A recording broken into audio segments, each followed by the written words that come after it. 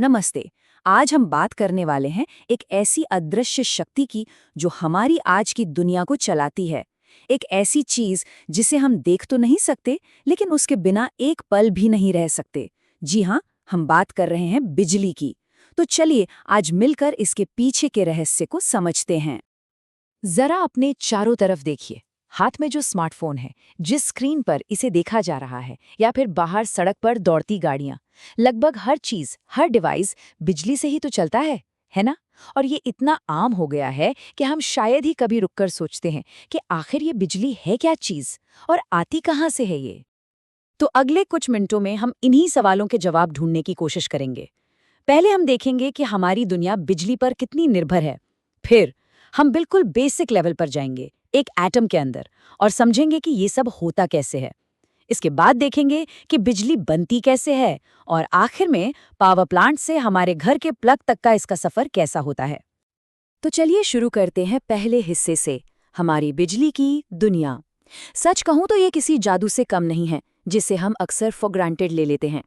सोचकर देखिए, अगर बिजली न हो तो न शहरों में रोशनी होगी, न हम दूर बैठे किसी से बात कर पाएंगे, और न ही आज की कोई भी इंडस्ट्री चल पाएगी। सीधी सी बात है, बिजली हमारी मॉडर्न जिंदगी की नींव है। ठीक है, तो अब आते हैं दूसरे भाग पर, एटम के अंदर की दुनिया। देखिए, बिजली के इस जादू को अगर सच में समझना है तो हमें मैक्रो से माइक्रो लेवल पर जाना होगा, मतलब बहुत ही ज्यादा छोटे लेवल पर, क्योंकि इसका असली राज वो एक छोटे से एटम के अंदर ही छिपा हुआ है।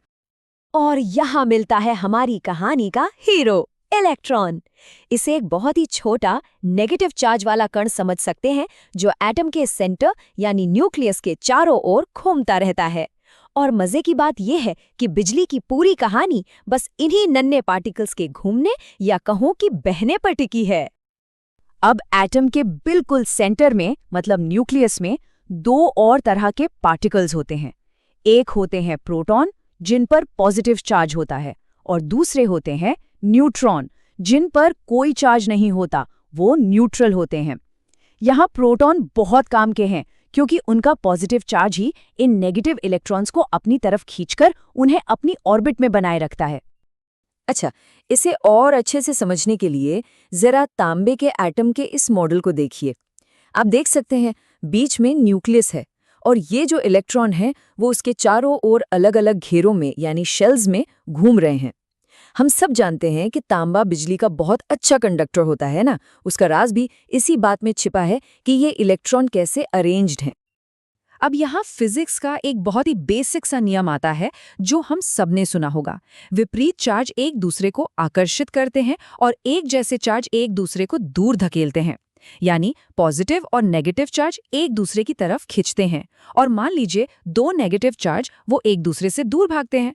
बस इसी एक सिंपल से रूल का इस्तेमाल करके हम इलेक्ट्रॉन्स को एक लाइन में दौड़ाते हैं और बन जाता है इलेक्ट्रिक करंट। तो अब आते हैं हम तीसरे हिस्से पर, इन इलेक्ट्रॉन्स को बहाएं कैसे, मतलब खेल के नियम क्या हैं। ठीक है, हमें ये तो पता चल गया कि क्या बहता है, इलेक्ट्रॉन, और क्यों बहता है, चार्जेस की वजह से। लेकिन सवाल यह है कि हम इन लाखों करोड़ों इलेक्ट्रॉन्स के फ्लो को कंट्रोल कैसे करते हैं। तो सबसे पहले बात आती है वोल्टेज की। वोल्टेज को आप एक तरह का इलेक्ट्रिकल प्रेशर या धक्का समझ सकते हैं। ये वही फोर्स है जो इलेक्ट्रॉन्स को एक तार के अंदर आगे बढ़ने पर मजबूर करता है।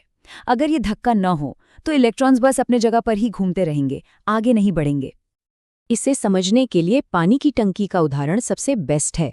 सोचिए, एक ऊंची पानी की टंकी है। टंकी में जितना ज्यादा पानी होगा और वो जितनी ऊंची होगी, नीचे नल में पानी का प्रेशर उतना ही तेज होगा, है ना? वोल्टेज भी बिल्कुल यही काम करता है। ये इलेक्ट्रॉन्स पर लगने वाला प्रेशर है। अच्छा, तो अगर वोल्टेज प्रेशर है तो फिर करंट क्या है? उसी पानी की टंकी वाले उदाहरण पर वापस चलते हैं। करंट है उस पाइप से हर सेकंड कितना पानी बह रहा है, मतलब पानी के बहने की रफ्तार। बिजली की भाषा में कहें तो एक पॉइंट से एक सेकंड में कितने इलेक्ट्रॉन्स गुजर रहे हैं, वही करंट है, और इसे हम मापते हैं एम्पियर में।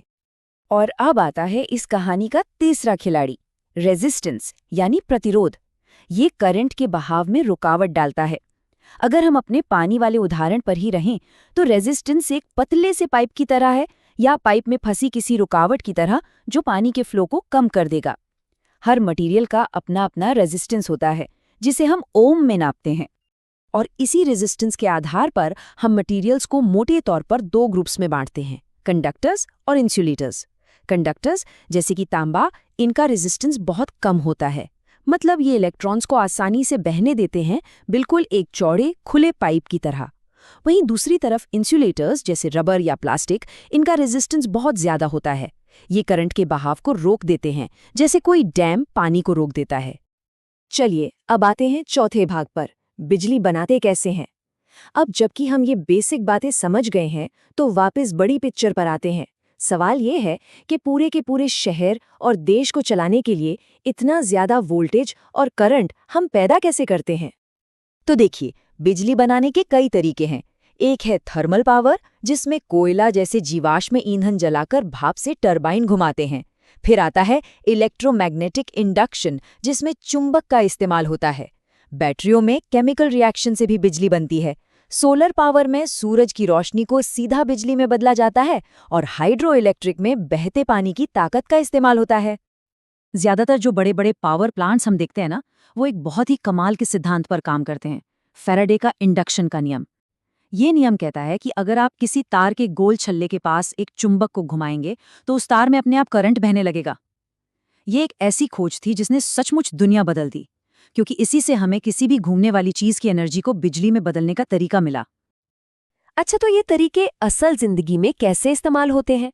चलिए 2017 के भारत के इलेक्ट्रिसिटी मिक्स पर एक नजर डालते हैं। यहाँ साफ साफ दिख रहा है कि सबसे बड़ा हिस्सा लगभग 67% थर्मल एनर्जी से आ रहा था, मतलब कोयला और गैस चलाने से। इसके बाद रिन्यूएबल, हाइड्रो और न्यूक्लियर का नंबर था। तो इससे पता चलता है कि उस वक्त हम जीवाश्म ईंधन पर कितना ज्यादा निर्भर थे। और अब हम आ गए हैं अपने आखिरी और पांचवें हिस्से पर, पावर प्लांट से हमारे घर के प्लग तक। तो चलिए अब बिजली के इस फाइनल सफर को ट्रैक करते हैं।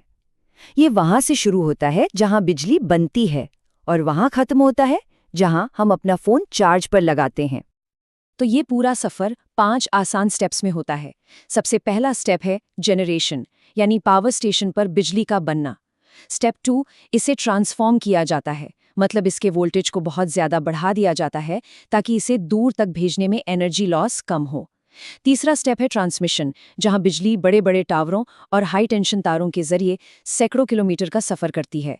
चौथा, डिस्ट्रीब्यूशन, हमारे शहरों के पास सबस्टेशन में इसके वोल्टेज को वापस कम किया जाता है। और पांचवां और आखिरी स्टेप है कंजम्पशन, जहां ये बिजली हमारे घरों और इंडस्ट्रीज तक पहुंचती है और इस्तेमाल होती है। पावर प्लांट्स, ये लंबे लंबे तार और सबस्टेशन, इन सब के विशाल नेटवर्क को ही हम पावर ग्रिड कहते हैं। और यकीन मानिए, ये इंसानों की बनाई हुई सबसे कॉम्प्लेक्स और शानदार मशीनों में से एक है। एक ऐसा जुड़ा हुआ सिस्टम जिसके बिना हमारी आज की जिंदगी की कल्पना भी नहीं की जा सकती। तो कुल मिलाकर बात यह है कि हमने अपनी पूरी की पूरी मॉडर्न दुनिया इन छोटे छोटे न दिखने वाले इलेक्ट्रॉन्स के बहाव पर खड़ी कर दी है। हमने इस ताकत को समझना और इसे काबू करना सीख लिया है। पर अब भविष्य के लिए सबसे बड़ा सवाल ये है, क्या हम हमेशा इन्हीं तरीकों से बिजली बनाते रहेंगे, या फिर कोई नई टेक्नोलॉजी आएगी जो हमारी दुनिया को रोशन करने का तरीका ही बदल देगी?